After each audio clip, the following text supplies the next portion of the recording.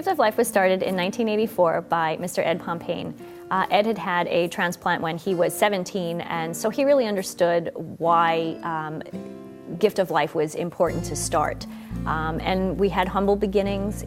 He had bought a very small home. I think there were 7 bedrooms in that house. We still own that house.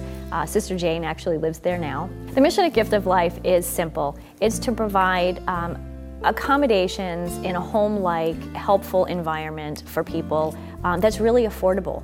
The Gift of Life wasn't founded by any religious order or any entity like that. You know, from 1984 until 91, the 2 houses were staffed by a couple of lay people, and they used to have a cleaning crew come in. It was a very skeleton crew and very few volunteers. And then in 1991, Sister Margene and I came, and she was appointed the director and I was appointed as the facilities manager. And in 94, the Gift of Life Board of Directors decided to expand. And so we expanded. We acquired the Judd House out front, and we added 32 sleeping rooms to that building in 95. So we've gone from one house with 7 rooms to the Judd House, which has 48 bedrooms. We have the Founder's House, which is directly across the street. There's 3 bedrooms there. A few years ago, we were really curious to find out what our occupancy statistics were. And as we went through our notes, we realized that in the last few years, we had sent over 900 people each year to hotels because we were just full at Gift of Life, and we just didn't have any rooms to accommodate them. So with that piece of knowledge, our board of directors decided again that it was time to expand. Consequently, the piece of land across the street came available at that time. And fortunately, we were able to access that land. In December of 2008, on a very, very cold day, we broke ground. And 11 months later, in November of 2009, we're really happy to say that we invited our first guests into the new house. I started the transplant house because I visited transplant patients in the hospital, and they would always ask me if I knew of a reasonable place where their family could stay while they were having a transplant. People of every race, religion, or creed are welcome at Gift of Life Transplant House. The only requirement is that they're on the transplant list. There was a couple that I helped one time. They were moving in. It was in the summer, and I opened the door for them because I could tell they had bags, and they were from Texas. And I said, well, you know, what brings you here? And she said, well, my husband, he's the patient. He has some disease you've never heard of. It begins with an A. And I went, amyloidosis? She said, yes. How did you know? I said, well, there's 3 of us or 4 of us in here with that same disease. That's the kind of thing you would never get had she and her husband chosen a hotel or a motel. It's invaluable.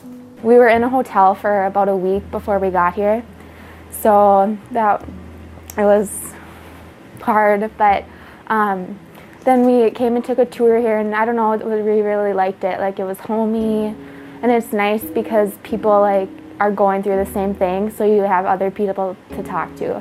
The situation is not like this everywhere. In Ohio, I would have been an inpatient for my entire stem cell transplant.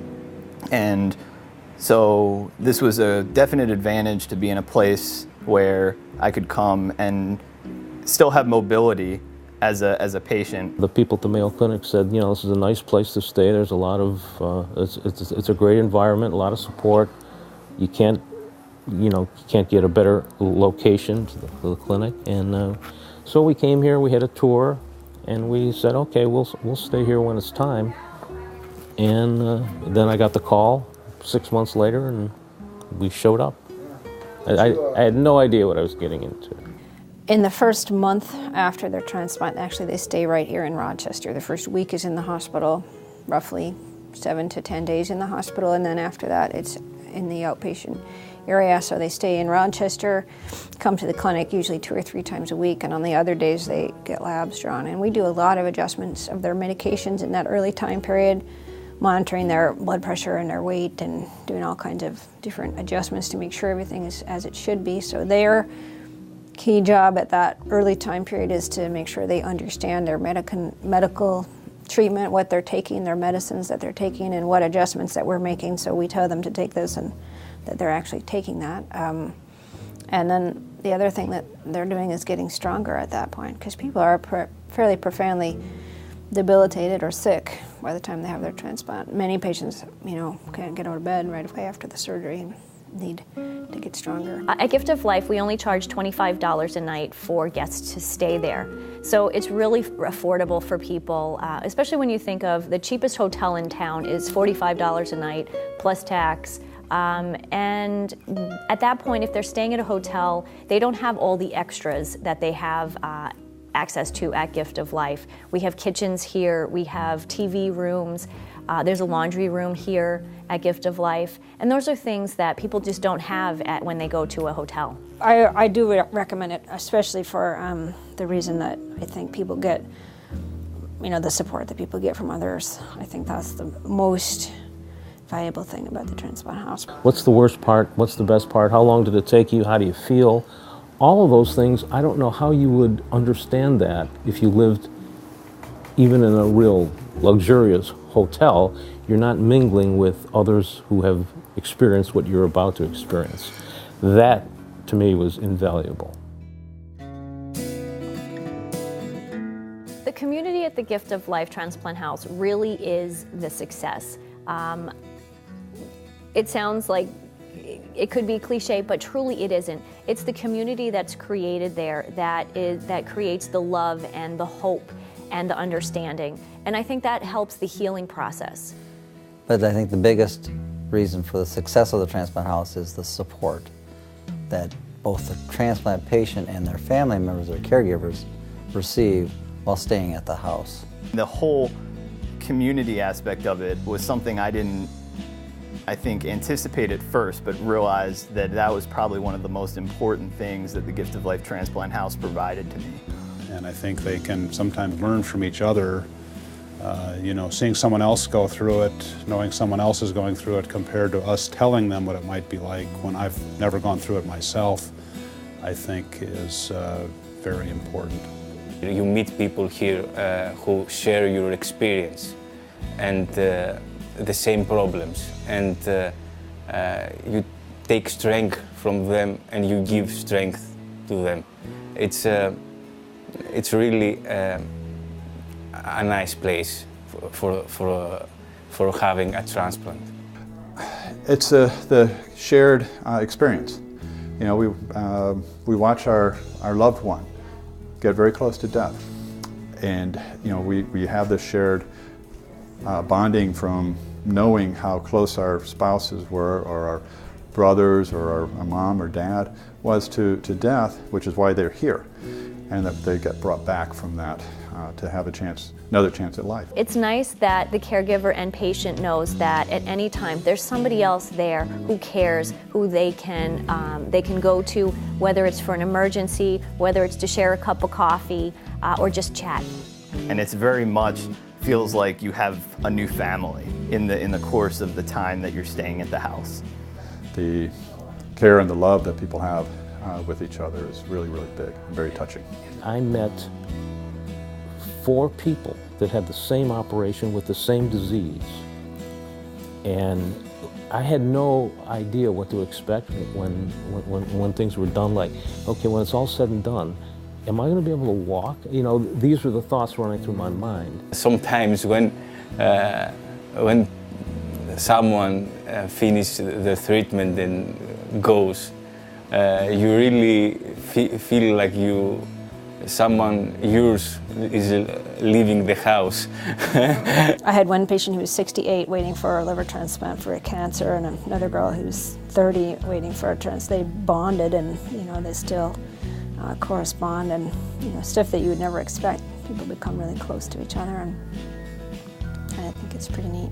We have game nights. We all, people play a ton of games together. They do puzzles. There's books. There's magazines. We do a ton of potlucks. Support groups meet here for the various illnesses. Musicians come in. Singers come in.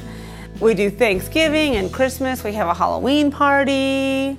Every Other Tuesday, the Mennonite girls give a concert. But it is a life-changing experience, and people at home don't get it. You know, if somebody comes for a kidney transplant or a heart transplant, they think, oh, he's going for an operation. But it is so much more than just a simple operation. It is life-altering.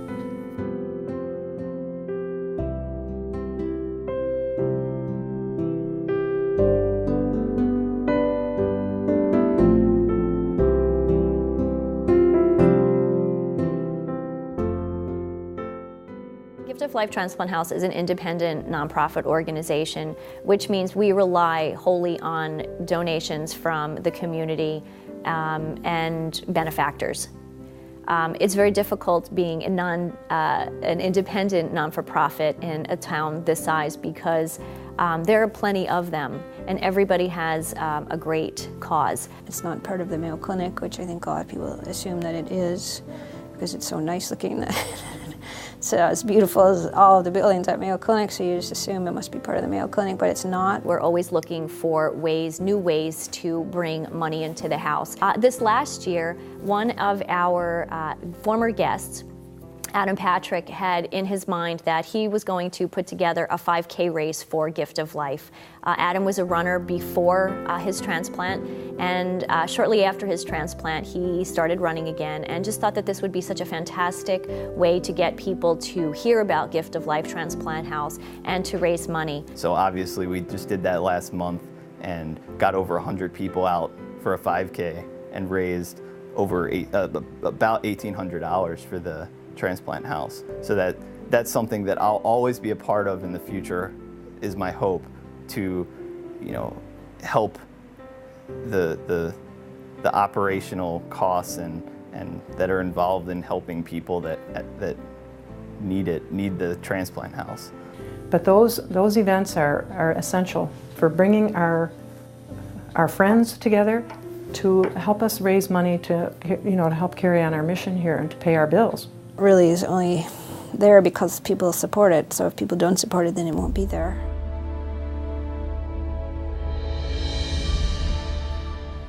Always have a positive attitude and keep your mind on stuff, because like when I was doing hockey and playing and I actually was looking forward to stuff, it helps so much more, and always thinking about what I'm going to be doing in the future and all that kind of stuff, because it just helps you push you through it. I'm feeling great. I mean, like I said, I have serious goals now in the next 3 months to run a marathon. So I'm in the heat of my training, and it's been a journey to get where I am, and I just think that the transplant house facilitated so much of the process of getting to where I'm at.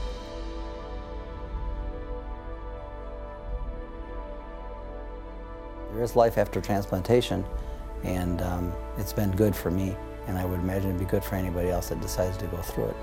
And without donors, I wouldn't be here, and lots of other transplant patients wouldn't be alive today. So I guess I'd like to leave it with that. It's been good for me. I wouldn't change my life.